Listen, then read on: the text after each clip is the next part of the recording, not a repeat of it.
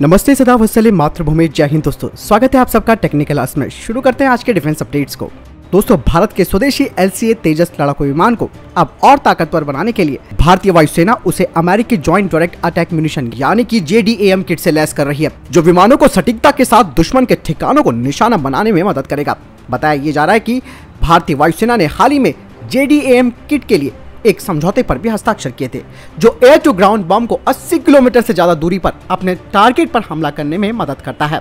और ये भी कहा जा रहा है कि JDAM से लैस होने वाला पहला बेड़ा लड़ाकू विमान तेजस का ही होगा। तेजस आने वाले समय में भारतीय वायुसेना के मुख्य विमानों में से भी एक होने वाला है। दोस्तों भारतीय वायुसेना स्वदेशी LCA तेजस विमान को बेहद घातक और ज्यादा मारक क्षमता वाला बनाना चाहती है, इसीलिए उसे ज्यादा मारक तकनीकों से भी लैस किया जा रहा है। इसके अलावा कई और स्वदेशी मिसाइलें भी तेजस में लगाई जा रही हैं, जिनमें स्वदेशी अस्त्र हवा से हवा में मार करने वाली मिसाइल भी इनमें से एक है।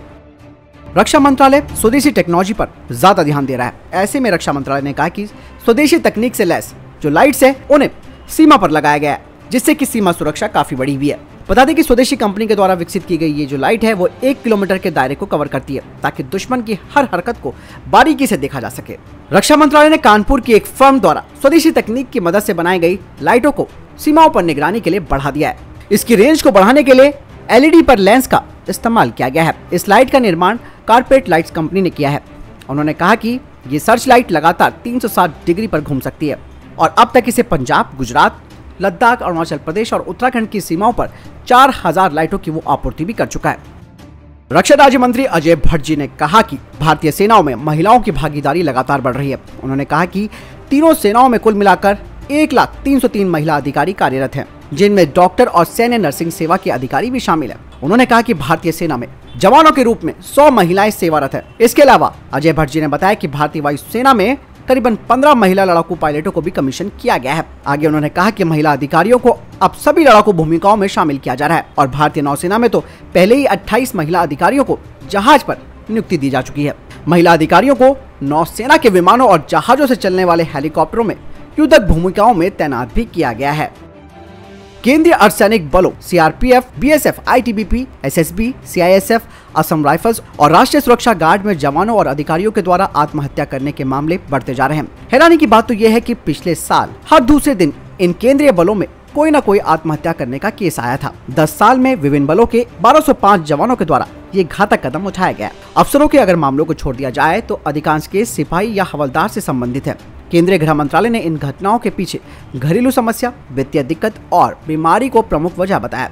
वहीं कुछ जो रिटायर्ड ऑफिसर्स हैं उनका कहना है कि जवानों पर वर्कलोड ज्यादा है। कई स्थानों पर जवानों को 12 से 15 घंटे तक की ड्यूटी देनी पड़ती है। जवानों को समय पर छुट्टी नहीं मिल पाती। ये बातें जवानों को मानसिक तनाव की ओर ले जाती हैं। केंद्रीय गृह मंत्रालय का कहना है कि CFPF में जवानों के मानसिक स्वास्थ्य और उनके कल्याण को बढ़ावा देने के लिए कई तरीके के उपाय भी किए जा रहे हैं। सरकार अन्य बातों के अलावा CAPF के कर्मियों को अपने परिवार के साथ प्रतिवर्ष 100 दिन ठहरने की सुविधा भी प्रदान करने के लिए उपयुक्त कदम उठा रही है। इस संबंध में तौर तरीके तैयार किए जा रहे हैं। यही नहीं, इसके अलावा गृह मंत्रालय ने कहा कि बलों को यह अधिकार भी दे दिया गया है कि वे national institute of mental health and neuro sciences जैसे संगठनों के विशेषज्ञों को भी शामिल कर सकते हैं। और इसके अलावा बेहतर तबादला एवं अवकाश की नीति बनाई जा रही है। अगर कोई ड्यूटी के दौरान घायल हो जाता है तो अस्पताल में बिताई गई अवधि ड्यूटी की अवधि में मानी जाती है। जवानों की शिकायतों का पता लगाने के लिए उनके साथ नियमित संवाद किया जा रहा है। रहन सहन, मनोरंजन और खेल की सुविधाएं भी मुहैया कराई जा रही हैं। दोस्तों यहाँ तक जानकारी पसंद आई हो तो वीडियो को लाइक, कमेंट और शेयर जरूर कीजिएगा। फ्रांसीसी नौसेना के एडमिरल पेरे वेंडियर, उनकी ये यात्रा 26 से 30 मार्च तक रहेगी। कहा जा रहा है कि वे IONS समुद्री अभ्यास IMEX में भी भाग लेंगे। बता दें कि साउथ ब्लॉक में उन्हें गार्ड ऑफ ऑनर से सम्मानित किया गया। साथ ही उन्होंने भारतीय नौसेना के एडमिरल R हरि कुमार जी के साथ भी मुलाकात की। कहा जा रहा है कि इस बातचीत के दौरान द्विपक्षीय सहयोग के मुद्दों पर बात हुई है। इसके अलावा इंटरऑपरेबिलिटी, कोलैबोरेटिव मैकेनिज्म यानी कि अंतर संचालन को मजबूत करना और इंडियन ओशन रीजन में शांति और स्थिरता को सुनिश्चित करने के लिए ये बैठक की गई है। दोस्तों श्रीलंका को अब चाइना की चाल समझ में आ गई है। यही वजह है कि अब जब सब कुछ लूट गया तो वो भारत के खेमे में आ रहा है। श्रीलंका इस वक्त गंभीर आर्थिक संकट से गुजर रहा है। हालात बद से बदतर होते जा रहे हैं। यही नहीं, यहाँ पर स्वास्थ्य जैसी बुनियादी जरूरतें भी पूरी नहीं हो पा रही है, जिसकी वजह से श्रीलंका के एक अस्पताल ने तो दवाइयों की कमी के कारण सभी ऑपरेशंस को टाल दिया है। इस मुश्किल घड़ी में चाइना तो उसके साथ आया नहीं, लेकिन भारत मदद के लिए सामने आया है। भारत के विदेश मंत्री एस जयशंकर ने कोलंबो में स्थित भारतीय उच्चायुक्त से इलाज टालने वाले उस श्रीलंकाई अस्पताल की मदद करने का निर्देश दिया है। बता दें कि श्रीलंका हिंद महासागर क्षेत्र में भारत का प्रमुख समुद्री पड़ोसी है और प्रधानमंत्री के सागर और पड़ोसी पहले यानी कि नेबर फर्स्ट के दृष्टिकोण में एक विशेष स्थान रखता है। यानी कि दोस्तों भारत ने अपने पड़ोसी होने का फर्ज निभाया और वहां पर तत्काल जो हॉस्पिटल में मेडिकल सुविधाएं नहीं है और दवाइयां नहीं है, वहां तत्काल दवाइयां भेजने का ऐलान कर दिया है और इस पर काफी तेजी से काम हो रहा है। इसके अलावा दोस्तों भारत श्रीलंका में एक ऊर्जा संयंत्र भी बनाने जा रहा है। बता दें कि भारत ने उत्तरी श्रीलंका में हाइब्रिड ऊर्जा संयंत्र बनाने के लिए एक समझौते पर हस्ताक्षर भी किए।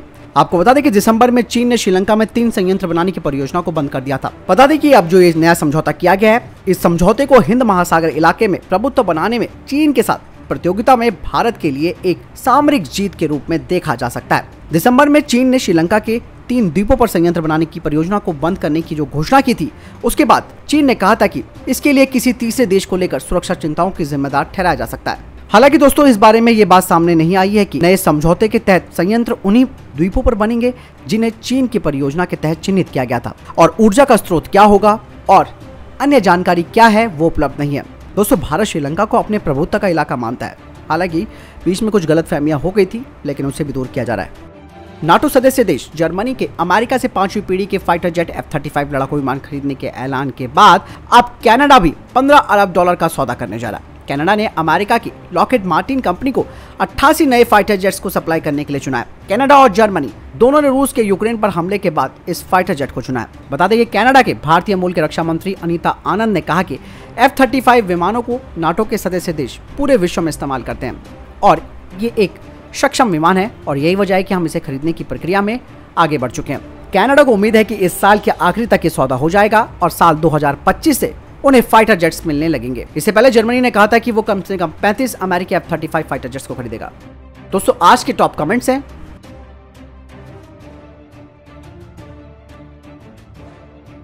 तो दोस्तों ये थे अभी तक के टॉप डिफेंस और स्पेस अपडेट वीडियो के सामने कोई प्रश्न जवाब है, आपका कोई सवाल है, कमेंट सेक्शन में लिखकर जरूर पूछ सकते हैं। मैं दोनों वीडियो के साथ ख्याल रखिएगा, अपना चैनल सब्सक्राइब करना ना भूलिएगा। जय हिंद, वंदे मातरम।